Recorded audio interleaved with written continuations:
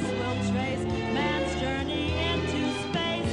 Fly with me and watch as skies unfold. Superstars in numbers still untold. Dwarfs at play, a frosted Milky Way. On silver wings we'll race like shooting stars through space.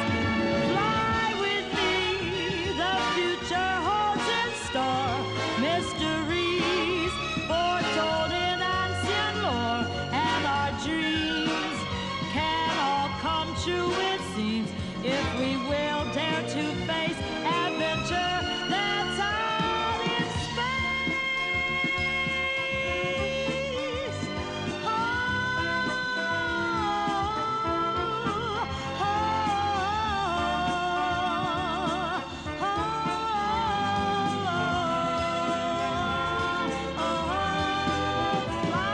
with me, just let your thoughts take wing. Liberty is such a wondrous thing. Leave behind this still sub-lunar race. Come see, come take your place. We're leaving soon for space. Fly with me past Jupiter.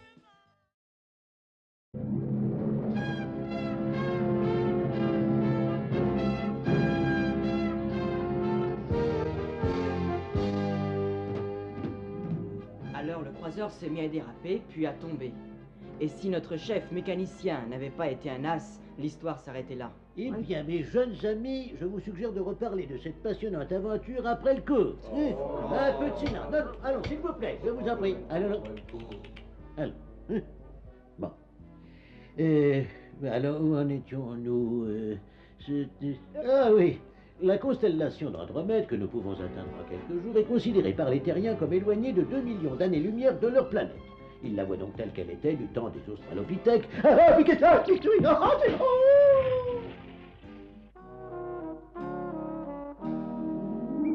Qu'est-ce que c'est?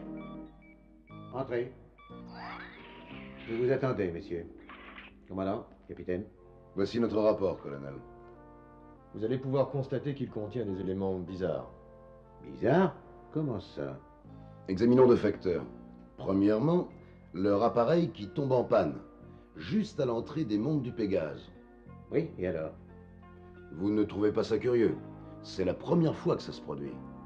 Deuxièmement, la planète Lago, selon Cassiopée, était inhabitée.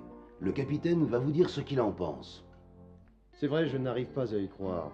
D'abord, cette panne est tout à fait anormale et ça ne m'étonnerait pas qu'elle ait été programmée par quelqu'un. Mais je crois qu'il serait préférable de vous raconter ça par le début.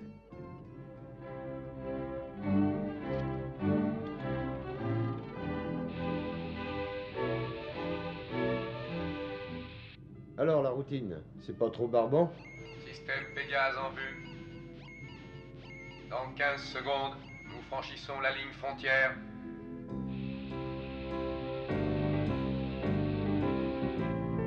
Il paraît que le général Le Teigneux n'aime pas nous voir par ici. Eh bien, il devra s'y faire.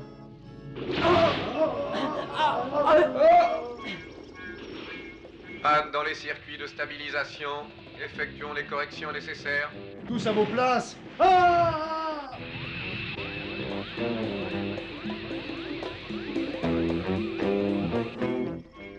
Il ne faudrait pas que ça dure trop longtemps. Sinon...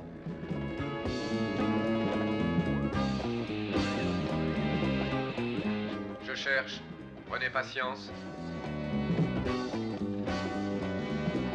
Réparation automatique impossible. Dégâts trop importants. Suggérons réparation manuelle. Curie, vous avez compris? Ok? À vos ordres, commandant. Selon notre trajectoire actuelle, dans 6 minutes, nous entrons dans le champ d'attraction de la planète X-47, dénommée Lago. Curie, faites vite! Un homme pour l'aider!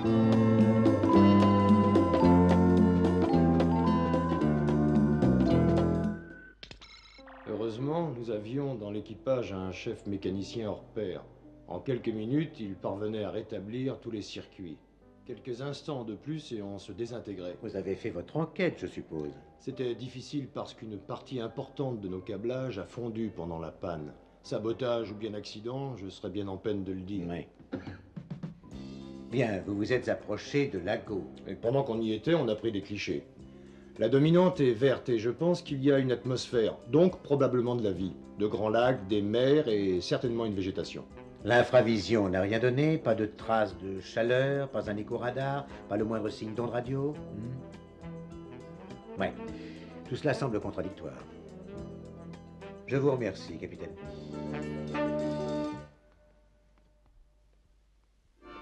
Alors, qu'en penses-tu? Comme toi, rien de bon. Allons en conférer avec Pierrette. Après tout, c'est à elle de décider.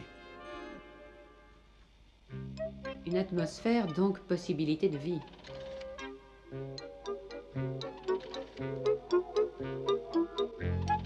Un univers tropical et marin, donc probabilité de vie.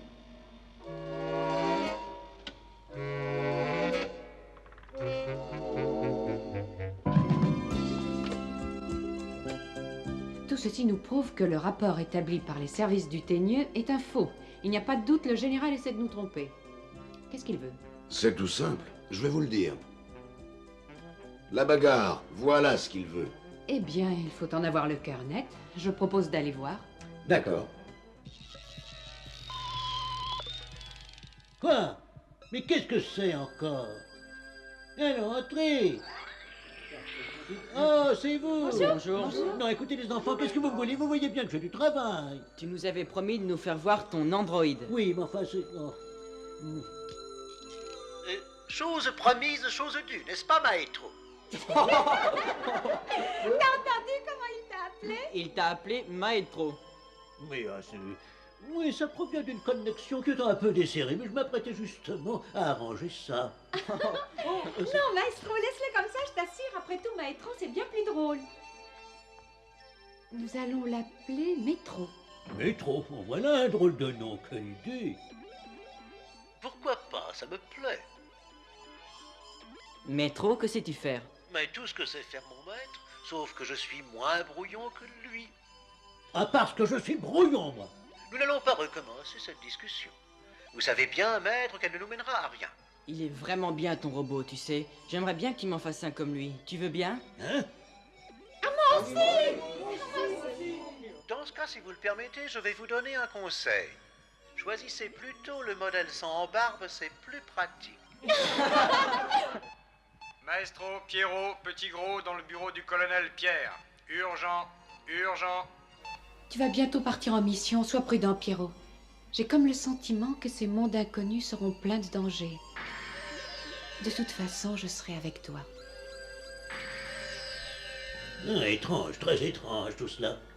Oui, je vais vous expliquer en détail la nature exacte de votre mission, les jeunes gens. Objectif, planète Lago.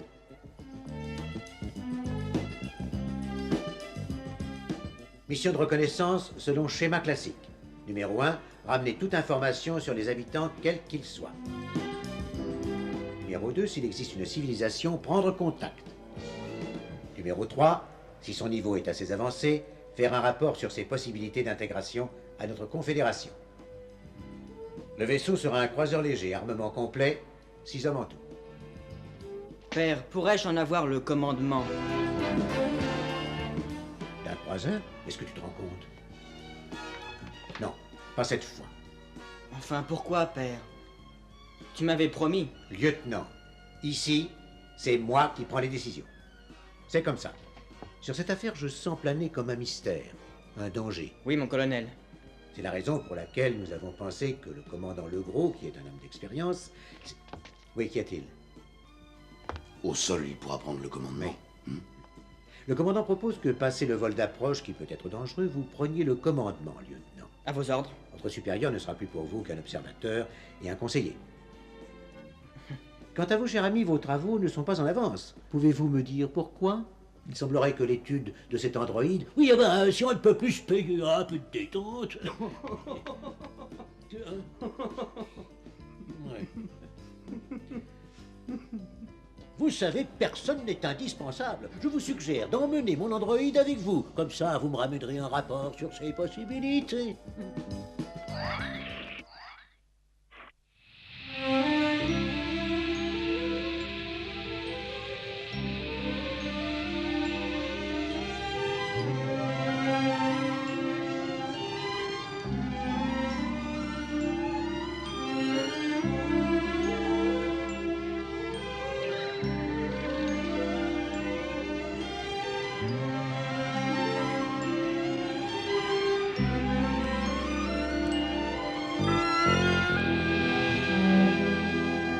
voyez, là.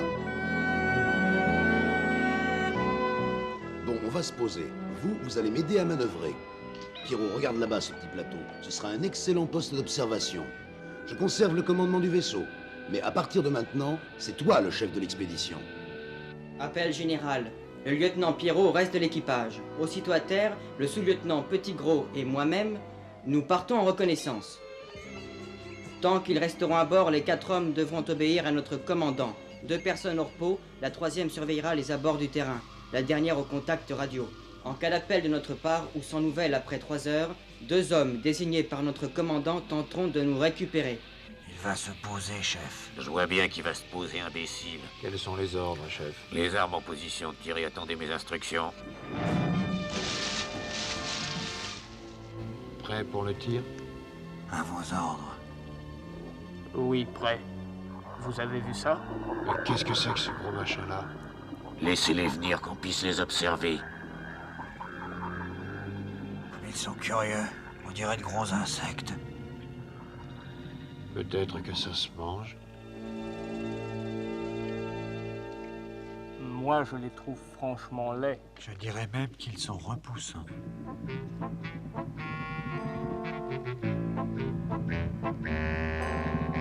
Regardez, ils se déplacent sur 2 petites queues. Ils ne sont que 2, ça peut pas être très dangereux. Et là-bas, ben moi, ne m'oubliez pas.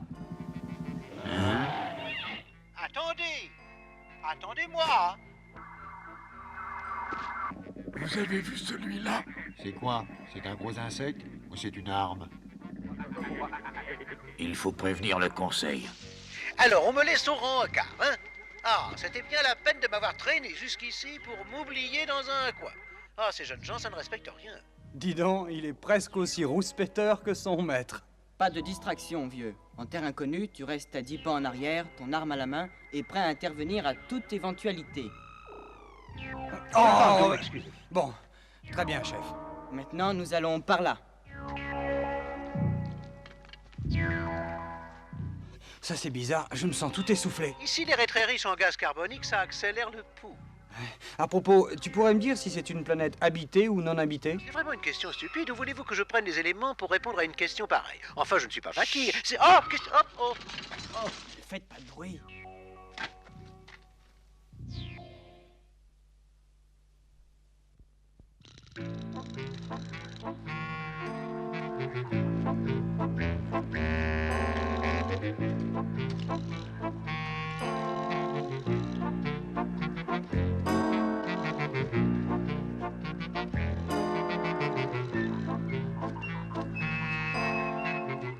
Il faut les tuer, ainsi on continuera à vivre en paix. Et puis ils sont trop laids. Si j'en crois ce que dit le rapport, ce monde comporte bien des êtres bizarres. Des êtres, c'est vite dit. Moi, je pense que ce sont de gros insectes. Cessez donc de dire des sottises, mes frères. Il s'agit là d'êtres intelligents. Et pourquoi, frère Rapus? Est-ce qu'ils nous ressemblent? Non, ils sont monstrueux. Ça, c'est bien vrai. Il peut exister dans l'univers des espèces différentes de la nôtre, hein? Qu'en pensez-vous? Et pour construire un engin volant comme le leur, il faut être intelligent. Alors, faisons connaissance avec ces étrangers et voyons s'ils peuvent nous être bénéfiques. Sinon, il sera toujours temps d'agir. Oui, faisons connaissance. Il a raison. Non, souvenez-vous des crocodiles. Et laissons-les venir. Enfin, qu'est-ce que nous risquons? Oui, pourquoi pas. Laissons-les venir. Peut-être qu'ils sont comestibles. Voyons, Théodule, un peu de tenue.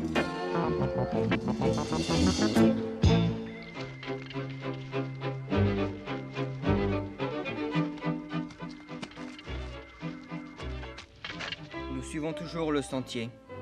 J'ai quelque chose à dire. Végétation conforme à celle de la période triasique. Voilà 200 millions d'années. Ramène pas ta science. Silence.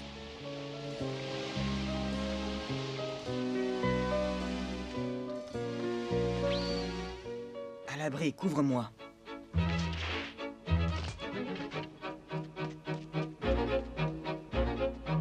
Et moi, messieurs, que fais-je?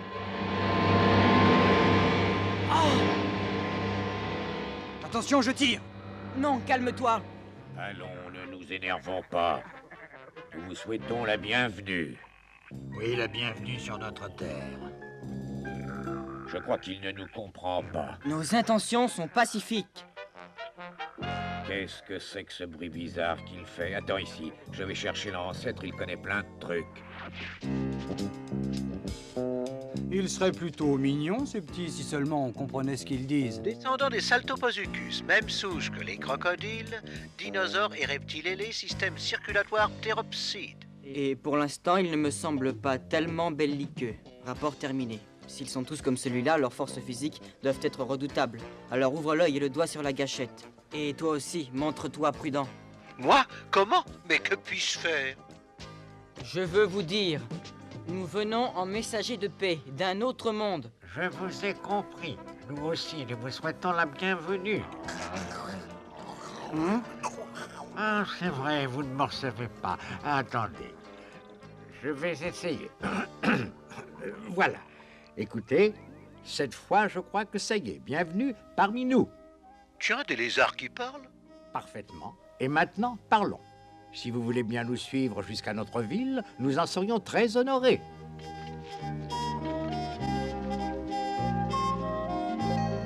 Vos amis ont l'air inquiets. Est-ce que je leur fais peur? Non, mais chez nous, on n'est pas tellement expansif. Oui, je comprends. Chaque peuple a ses coutumes, n'est-ce pas?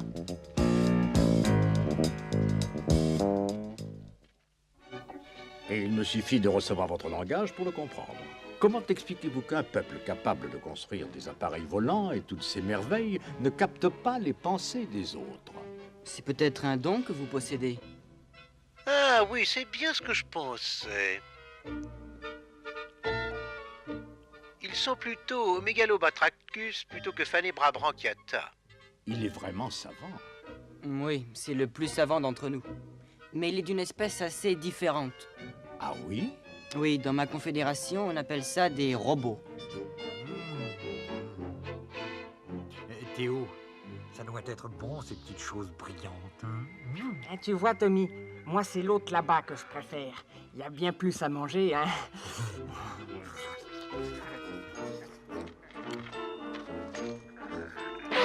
Dites donc, les enfants, un peu de respect pour nos invités. Venez donc au terrain de sport. On y dispute une grande partie de tape-queue. Venez voir.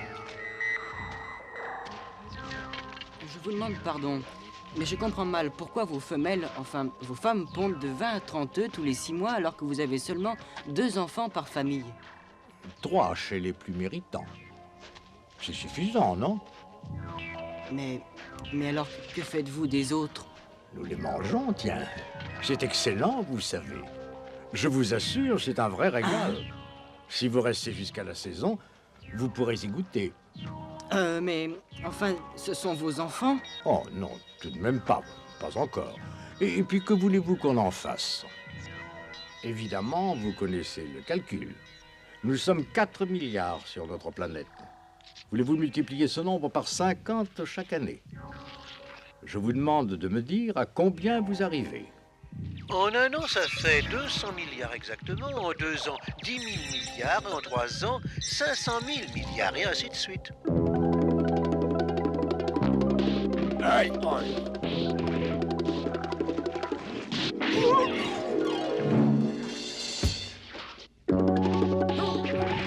Vous voyez, c'est simple.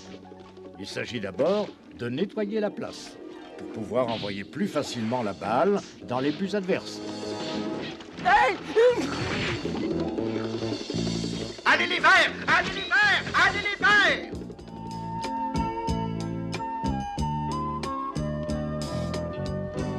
Je ne sais pas, ils sont gentils, bienveillants, presque civilisés, mais le sont-ils assez pour la Confédération? Ils sont tellement différents. Épatant le tape-queue. Ils n'ont ni maître ni esclave, ni caste ni race. Pour moi, c'est plutôt positif. Par contre, ils n'ont ni foi ni art. Quant à leur philosophie, elle est élémentaire. En tout cas, au foot, ils sont rudement forts. Encore qu'ils aient un peu tendance à confondre l'adversaire et le ballon. Et à propos, aucune trace du teigneux? Non, il ne semble pas. Nous avons parlé de tellement de choses. Ce qui me perturbe, c'est d'abord qu'ils se reproduisent par ponte. Et puis surtout, le fait qu'ils mangent leurs œufs en surnombre, c'est de l'anthropophagie. Écoutez, commandant, venez avec nous demain, j'ai cru comprendre que leur conseil doit se réunir. Vous pourrez juger vous-même. Mais c'est vous le chef, lieutenant. Je suis à vos ordres. Et on m'a dit que votre espèce n'avait jamais connu de guerre? Attendez que je me souvienne. D'après ce que raconte la tradition, dans le passé, nous avons cohabité avec une espèce voisine. Les lézards crocodiles, des cousins en somme. C'étaient des animaux stupides, agressifs, dangereux. Passe encore s'ils mangeaient nos œufs. Il y en avait assez pour tous. Mais un jour, ils se sont mis à attaquer nos adultes, nos femmes et nos enfants. Alors, nous avons décidé que ça ne pouvait plus durer. Et ça a été la guerre. La guerre.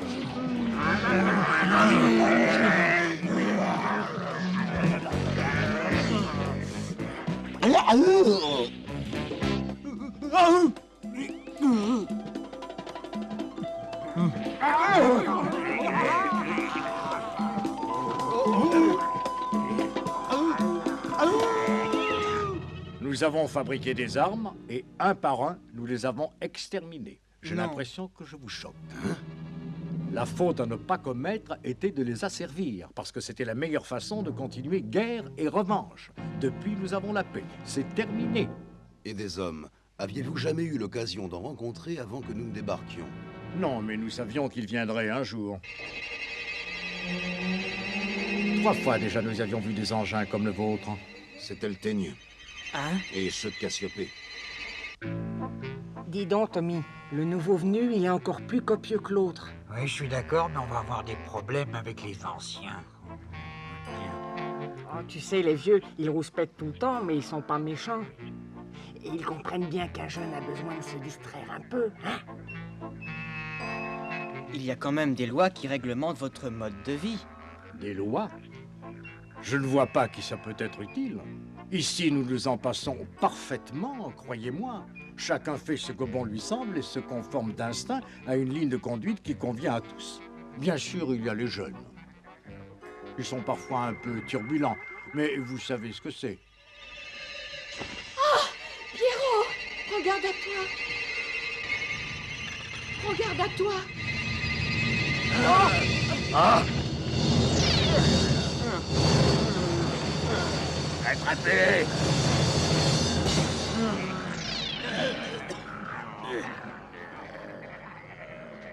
Replions-nous au vaisseau. Attention derrière vous, ils sont tout près. Faites usage de votre arme.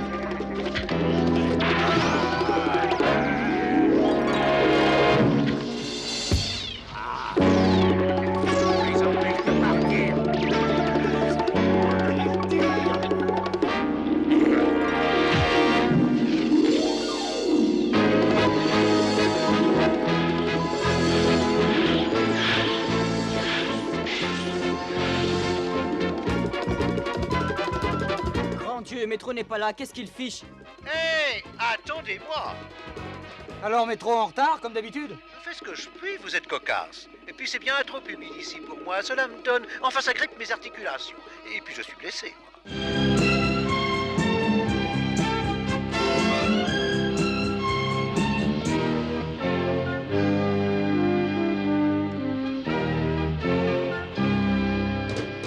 Compliment, lieutenant, vous en êtes très bien tiré. Plutôt agressifs, nos amis, quand ils décident de s'y mettre, n'est-ce pas? Ils ne pouvaient pas savoir que nos paralyseurs ne les endormiraient que pour quelques heures. En ce moment, ils doivent être en train de trotter. Au moins sur la fin, on a eu du sport. Tu es trop impulsif, fiston. Si je comprends bien, je suis le seul à être blessé. Vous trouvez cela juste? Quel caractère! T'en fais pas, vieux, je dirais à Maestro de te faire une nouvelle barbe plus belle encore.